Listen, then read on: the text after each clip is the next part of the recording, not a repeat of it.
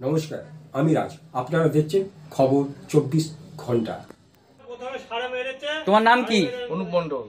হ্যাঁ, আপনার কি সমস্যা হচ্ছে বলুন। সমস্যা এই যে সার বিগত দিন ধরে সবাইকে মারছে, বাড়িতে বেরোত দিচ্ছে না, বাড়ি ঘরের উঠোনে এসে দাঁড়িয়ে থাকছে।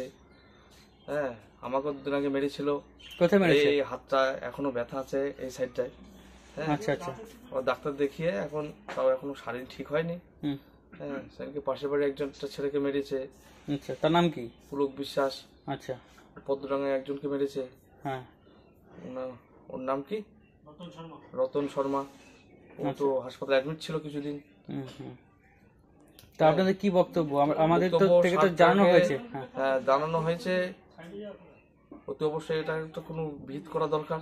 হ্যাঁ, চাষিদের ক্ষতি করছে, মাঠে সব সবজি ফসল এখন সব খেয়ে নিচ্ছে। হ্যাঁ, সবাইকে তো এখন কাছে গেলেই তাড়া করছে, রাস্তায় এসে দাঁড়িয়ে থাকছে, বাড়ির উঠোনে ঘুরে বেড়াচ্ছে। আপনাদের কি ফসল আছে? আপনাদের কি ফসল এখন আছে?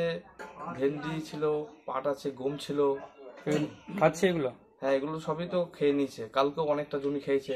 শুধু একটা না, এটা তো মারছে, আরো দুটো এসছে, ছোট ছোট দুটো। ওগুলোও তো সব সবজি খাচ্ছে। আচ্ছা, চাষিদের ফসল সব খেয়ে নষ্ট করে দিচ্ছে।